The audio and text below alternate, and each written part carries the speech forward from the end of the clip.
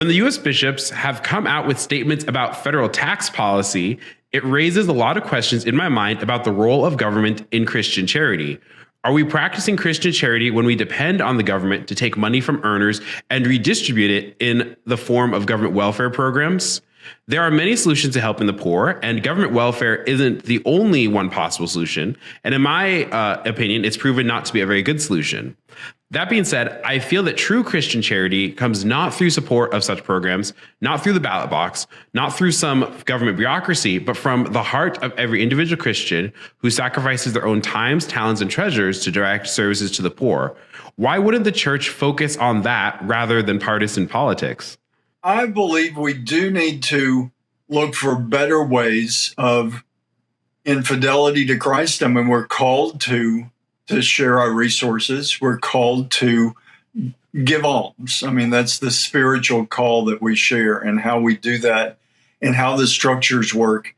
I don't claim to have all the answers to exactly the proper way to do this, but as we've seen, not-for-profit organizations, including the church herself, have gotten caught in compromise. When we compromise the truth of the gospel for the purpose of gaining donors or gaining anything of this world, we're on the wrong path. Christ himself says, be as cunning as serpents and as gentle as doves. And I think we really need to take that to heart.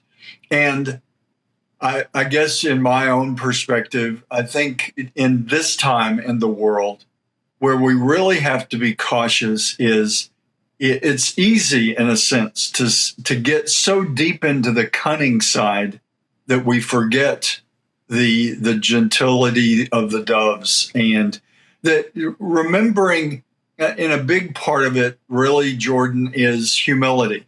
Remembering that we know the answers, we know truth incarnate, Jesus Christ, but none of us can claim to be sort of the font of all that is Christ. We constantly are called to turn to him in humility and recognize that. So I think that in the area of donations and apostolates and all of that, we need to, I mean, we have too many stories, too many examples of good organizations crashing and burning because they've forgotten it. And sadly, elements of the church herself has imitated that sad scenario, because, the church will not collapse, the church will not fail, but the organizations and institutions that call themselves Catholic are just as vulnerable as any other not-for-profit if they lose sight of the truth of the gospel. And too many have. I mean, we just went through all of that with the exposure of the USAID and all of the things that were connected with that. Money was being misspent. And I think a basic final thing I would say is, let's, as Christians, look for ways to support apostolates that don't just dive deeply into tax-free and all of those things that are part of a government system that we know is deeply corrupt. The corruption, there's certainly goodness there and good people that are operating in the system, but I think that we do need to actively look for ways to simply bypass a lot of that and encourage people to do their almsgiving in a way that challenges them and us to truly do it for the right reasons, not to just support some favorite platform, but to support the truth that is Christ. So I was thinking, it's very easy to kind of look at the big arms of charity, both government and the church, and we have criticisms and, of course, and trying to figure out how to navigate. But when I hear situations like that, where our money can very directly go towards things we don't even consider in this country, right? Basic necessities like running water. There's a very beautiful Christian thing to kind of step up to the plate and do something about that.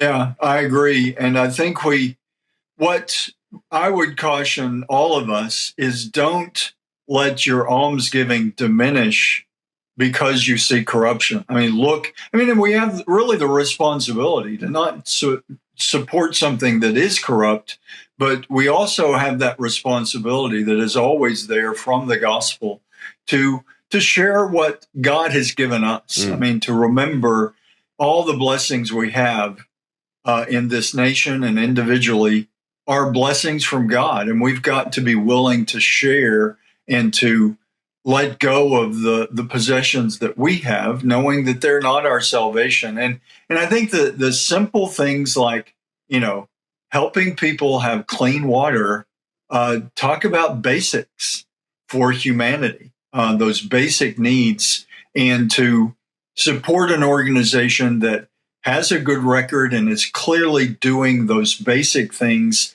that in some ways help them to avoid some of the corruptions because it is so basic. I think those are good examples of when people have hearts that have been moved by the gospel, like the wealthy young man that was asked to give up everything and follow Christ. We're all, in a sense, those wealthy young men and women. I think in the United States, I've often said as a pastor, I don't believe, and I include myself, I don't believe we realize how wealthy we are in comparison to many in the world. And we hear those gospels, the wealthy young man, and we say, well, I'm not wealthy. I don't have the fancy car, the fancy house, or make the big salary. But in a very real gospel sense, we're all wealthy. And so we're all challenged to give of that wealth in ways that really hurt, in a sense, that has a sting, that makes us feel like we've really given something, not just of the surplus, but of the substance of who we are. Another gospel image, the widow's mite. It may not seem like very much, but when we give it of our substance, of what we've given up, something very real in order to help someone else have something much more basic, that is what the gospel calls us to.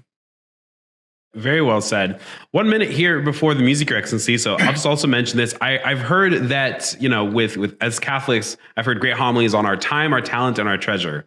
And I've heard that it's not just, we often focus just on the treasure portion, but even with time to the church, they say that 5% of your parishioners are the ones who are doing the majority of kind of the jobs around the parish. And so it's, that calling again for people trying to get deeper into the faith, deeper into their generosity, their charity, with not just their treasure, but their time and their talent. This is why I like to usher at whatever church I find myself at, or do a lot of video work. I tend to, end up doing that kind of thing. So just something that kind of helps the church and is a selfless act, I think is a really important thing. Sure. Well, as we know, even in the very corporate world, time is money. Yeah. And so giving of your time is a great donation as well.